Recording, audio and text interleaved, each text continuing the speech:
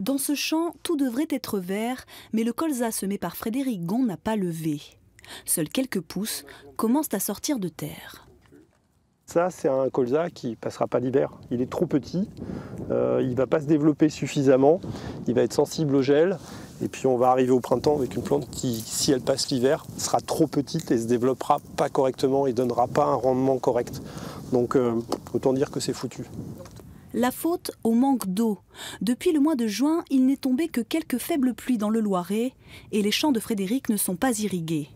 Voyant la sécheresse installée, il a heureusement semé moins d'hectares de colza que prévu. Je devais en implanter 30, je n'en ai implanté que 4,5 parce que justement les conditions de sécheresse étaient présentes. On n'a pas pu travailler les sols correctement, mais en même temps, il n'y a pas de prévision de pluie vraiment intense, ce qui fait qu'on a préféré garder les graines dans les sacs.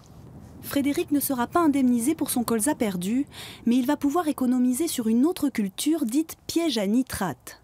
Entre deux récoltes, l'Union européenne oblige les agriculteurs à semer leurs champs car les plantes limitent la présence d'azote dans le sol. Cette année, grâce à la reconnaissance de l'état de sécheresse, ils sont autorisés à faire l'impasse sur cette culture qui, sans eau, n'aurait pas pu pousser.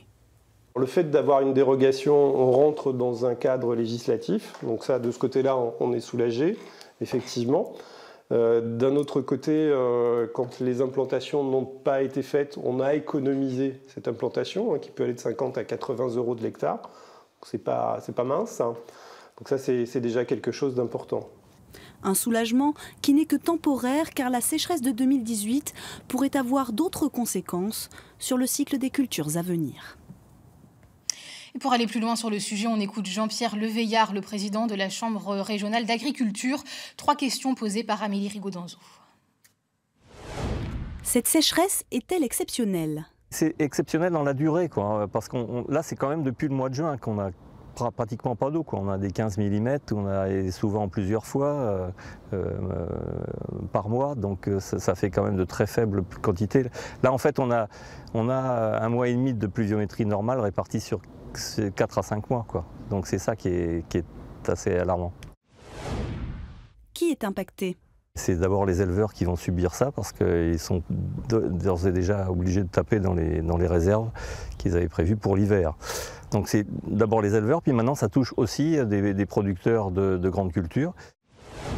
Quelles conséquences sur les récoltes? Pour l'instant, on ne peut pas dire qu'il y ait des grosses pertes puisqu'il s'agit de ressemis plus tôt, donc les pertes vont être minimes. Il ne faudrait quand même pas que ça dure très longtemps parce que si on a aussi beaucoup de retard pour les céréales, là ça va commencer à être préoccupant pour la récolte à venir.